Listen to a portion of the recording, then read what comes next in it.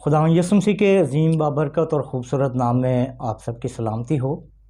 और आगाही टीवी की तरफ से मैं एक मरतबा फिर खुदावंद यीशु मसीह के अज़ीम उस बड़े दावे के साथ आपकी खिदमत में हाज़िर हूँ, ताकि हम एक और बड़ा दावा जो खुदावंद यीशु मसीह ने किया उसकी बरकत को हासिल कर सकें। और आज इस बड़े दावे को, इस बड़ी बरकत को, इस बड़ी फजीलत को जब हासिल करने के लिए हम पूरी दुनिया के तुलो अर्ज़ में फैले हुए खुदावंद के पाक हुज़ूरी में मौजूद हैं, तो आप मेरे साथ हवाला निकालें। बुज़ुर्ग यूहन्ना रसूल की मार्फत लिखा गया अंजीली बयान, उसका 11वां बाब और उसकी 21वीं आयत से लेकर 24वीं आयत के आखिर तक, 25वीं आयत के आखिर तक। हवाला एक मरतबा फिर समाअत फरमाएँ। बुज़ुर्ग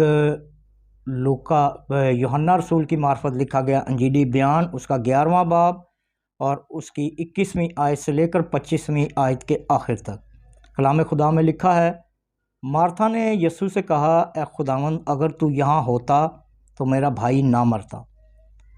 और अब भी मैं जानती हूँ कि जो कुछ तो खुदा से मांगेगा वो तुझे देगा। यीशु ने उससे कहा, तेरा भाई जी उठेगा। मर्था ने उससे कहा, मैं जानती हूँ कि क़यामत में आखिरी दिन जी उठेगा। यीशु ने उससे कहा, क़यामत और ज़िंदगी तो मैं हूँ। जो मुझ पर ईमान लाता है गो वो मर जाए तो भी ज़िंदा रहेगा। कलाम खुदा की इस खूबसूरत और ज़िंदगी बख्श आयत का पढ़ा जाना हम सबों के लिए रूहानी तरक्की और रूहानी बेदारी का बायस हो। आमीन। जब हम इस बड़े दावे पर बात कर रहे हैं तो हमने पिछले दावों में भी ये सीखा कि खुदा को ये बाप की तरफ से बरकत मिली, और ये बरकत जो है वो खुदावंद यीशु मसीह ने अपने रसूलों तक भी पहुंचाई। और खुदा ने वो सारी बातें जो बाप की तरफ से उसे मिली थी, जो बाप को उसने करते हुए देखे, वो सारे काम उसने अपने रसूलों को करके भी दिखाए और उनके सारे इख्तियारात भी उन्हें बख्शे।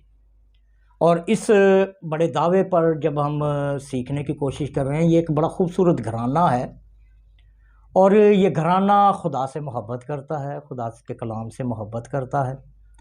और इस घराने के बारे में मैं और आप सब जानते हैं कि 2 बहनें हैं, एक भाई है। और इनकी बहन जो मरियम मगदलीनी है, उसकी ज़िंदगी में एक बड़ा वाक़या रोनुमा हुआ।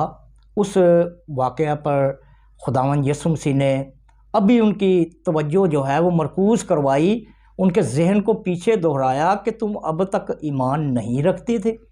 हालांकि पहले वो ईमान लेकर आ चुके थे कि ये वाकई ही ज़िंदगी देने वाला खुदा है, ये क़यामत और ज़िंदगी है। लेकिन दुनिया में रहते हुए दुनिया की बातों को सुनकर जब उसका भाई इंतकाल कर गया, मर गया, तो उनका ईमान जो है वो कमज़ोर हुआ।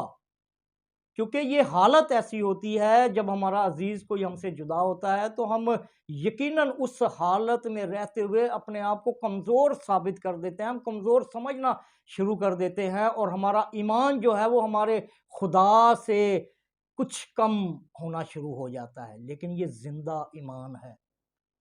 कहने का मकसद ये है कि जब खुदा कह रहा है कि क़यामत और ज़िंदगी मैं हूँ, क्या तू अब तक इस बात पर ईमान नहीं रखती? तो खुदा उसे बता रहा है कि तू जिंदा खुदा पर ईमान रखती है, तेरा ईमान जिंदा है। तू अपने आप को मुर्दा लोगों की फहरिस्त में क्यों शामिल कर रही है? और इस बात का प्रूफ जो है मैं पहले भी तुम्हें दे चुका हूं। अब चाहे मैं जिंदगी का मालिक हूं, मैं 4 दिन के बाद आऊं या 40 दिन के बाद आऊं या 4000 साल के बाद आऊं, जिंदगी देने वाला मैं हूं। और मैं जब आ गया हूं तो जहां पर मैं आ जाता हूं वहां पर जिंदगी आ जाती है। और जो मुझ पर ईमान रखता है वो भी जिंदगी का मालिक है, क्योंकि ये ईमान जो है वो बाप बेटे रूल कुद्दस के वसीला से सादिर होकर हमें जिंदगी बख्शता है। और इस जिंदगी की बात को जब वो खुदावंद यीशु मसीह कर रहा है, तो ये मार्था भी जानती है और मरियम भी जानती है कि इसने हमारी जिंदगी में कौन सा ऐसा बड़ा काम किया पहले जो हमें जिंदगी मिली थी। अब उस ज़िंदगी के बाद की तरफ भी हमें जाना पड़ेगा कि पहले इन्हें कब ज़िंदगी मिली।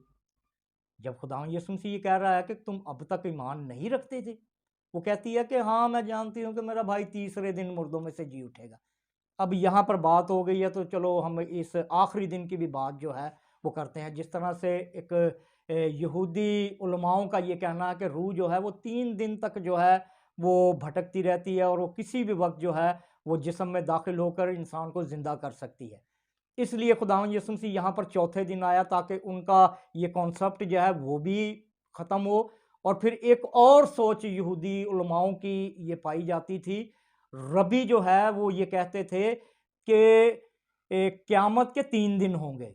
पहला क़यामत का दिन जो है वो रास्तबाजों के लिए होगा और दूसरा दिन जो है वो नीम रास्तबाजों का होगा, जो गाहे बगाहे खुदा के साथ चलते हैं, पीछे हट जाते हैं, फिर चलना शुरू हो जाते हैं। और आखिरी दिन जो है वो गुनाहगारों के लिए मुख्तस किया गया है।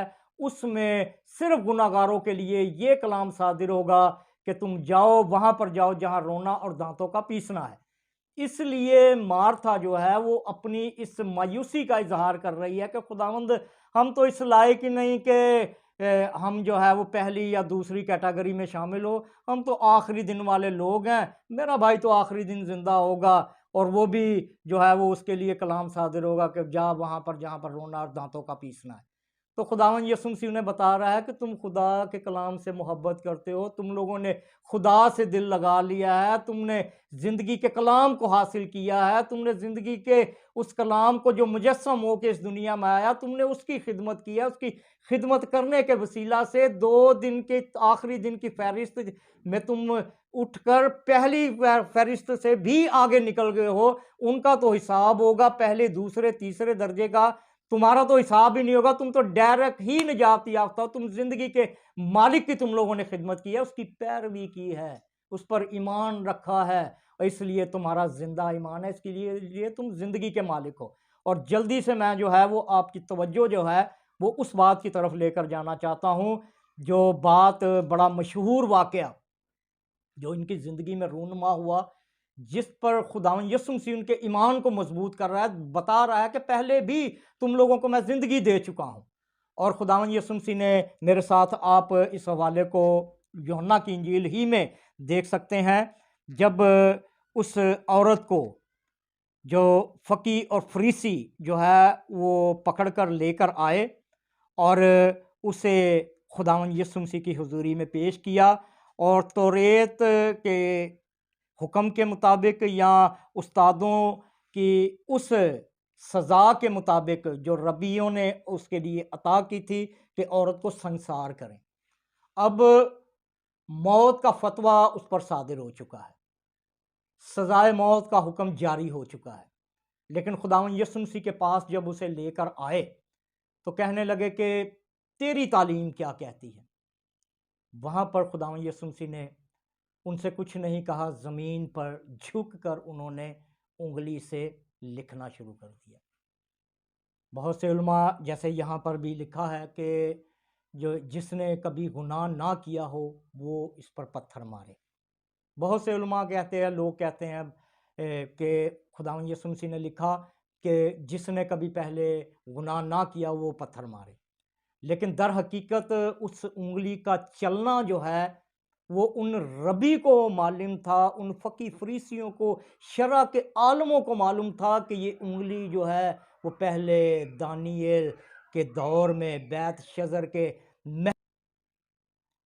अब शरा के आलम जो हैं वो ये जानते हैं कि ये उंगली जो है वो दानिएल के दौर में बैत शजर के बादशाह के महल में दानिएल 5वां बाब उसकी 26वीं आयत से लेकर 28वीं आयत तक ये बात जो है वो हमें कलम बंद मिलती है कि जब खुदा ने अपनी उंगली से वहाँ पर लिखा था मिने मिने तकीलो फरसीन, मिने मिने तकीलो फरसीन। और जब हम खुदावंद यीशु मसीह ने ये उंगली चलाई, ये लफ्ज़ फिर से दोबारा जो है रिवीजन के तौर पर उलमाओं के सामने आए तो वो ये समझ गए कि ये उंगली खुदा की है।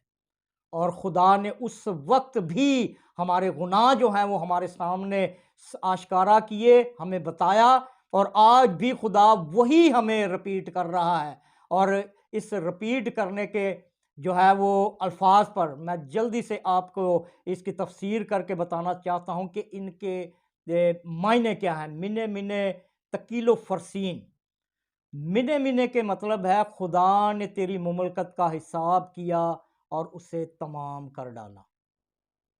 अब यहाँ पर जब वो इस औरत को जो है वो गुनाह के मुर्तकिब करार देकर उसे संसार करने का हुक्म जारी कर कर उसके लिए मौत के फतवे का हुक्म सादिर फरमा कर लेकर आए हैं खुदा के सामने, तो खुदा कह रहा है कि मैं खुदा हूँ और मैंने जो है वो ये हिसाब तो मैंने करना है, तुम इसका हिसाब कैसे करके लेके आए।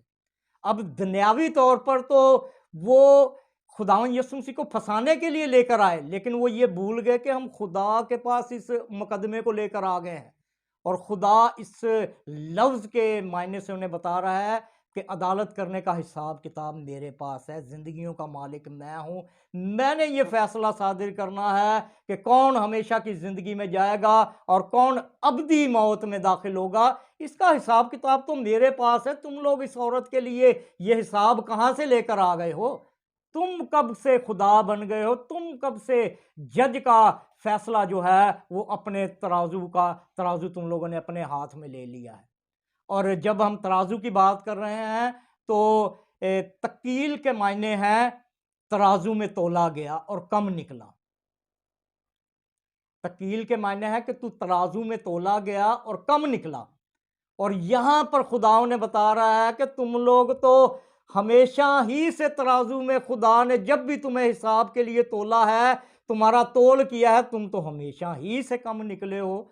तुम किस तरह से इसकी अदालत करने के लिए जो है वो उठ खड़े हुए हो? मैंने तुम्हारा तोल किया, जब भी तोल किया तुम गुनाह के ज़ुमरे ही में पाए गए हो, मैं फिर भी तुम्हें माफ़ करता रहा हूँ। मैंने हमेशा तराजू के तलड़े पलड़े को जो है वो बराबर किया है, और आज तुम्हारे हाथ में इंसाफ आया है, तो तुम लोगों ने तराजू का झोल जो है वो यहाँ तक गिरा दिया है कि अगर वो फेल के दौरान पकड़ी भी गई है तो अकेली औरत को लेकर आ गए हो, मर्द कहाँ है? अब मर्द का होना भी तो ज़रूरी है ना। अब उस दौर में ये था कि वो कहते थे कि औरत जो है वो गुनाह करने का सबब है, और औरत की गिनती जो है वो मर्दों में शुमार नहीं होती थी।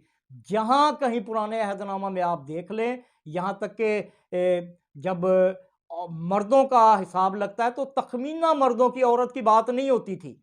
और इसलिए नहीं होती थी कि वो उनका मानना था, ईमान था कि हवा के वसीला से हवा ने आदम को उकसाया और गुनाह ज़िंदगी में आया और गुनाह के सबब से मौत आई। और खुदावंद यीशु मसीह यहाँ पर तराजू के तल पलड़ों में औरत और मर्द दोनों को यकसा खड़ा करके अदालत करना चाहता है। वो कहता है कि ज़िंदगी अगर ज़िंदगी से महरूम हुए हैं तो दोनों महरूम हुए हैं। आदम और हवा दोनों ज़िंदगी से महरूम होकर मौत की आगोश में गए हैं। अब यहाँ पर तुम लोग औरत को लेकर आ गए हो, और मर्द कहाँ है? मर्द को भी पेश करो। हालांकि मर्द को आवाज़ पहले खुदा ने दी, ए आदम तू कहाँ है? अगर ज़िंदगी के दावे की बात हो रही है तो ज़िंदगी पाने के लिए औरत का दाखिल होना ज़रूर है, लेकिन मर्द के बगैर नहीं हो सकती। खुदा ने कहा कि तुम्हारा तराजू का पलड़ा जो है वो गलत है। तराजू के पलड़े के मुताबिक मर्द जो है वो है सब कुछ, मर्द हुक्मरान है। और अगर मर्द हुक्मरान है तो फिर इसको दोनों को पेश करो। और फिर जब हम फरसीन पर निगाह करते हैं तो फरसीन के मायने हैं कि तुम्हारी मुमलकत को या तुम्हारी कौम को गैर कौमों के हवाले कर देना। अब यहूदी उलमाओं से हमेशा ही से ये बड़ी गलती होती रही कि उन्होंने गैर कौमों को इग्नोर किया। यहाँ तक कि हैकल में भी खुदा ने जो उनके लिए अहाता बनाया हुआ था, उस अहाते में उन्होंने जो है वो अपना कारोबार के तौर पर इस्तेमाल करना शुरू कर दिया। और वहाँ पर खुदावंद यीशु मसीह 2 मरतबा बड़े नाराज़ हुए। दोनों मरतबा उन्होंने सराफों के बाज़ारों को उलट दिया, कबूतरबाज़ों के जो है वो को वो जो है वो उखाड़ दिए। तो कहने का मकसद ये है कि कहीं हमसे गलती तो नहीं हो रही।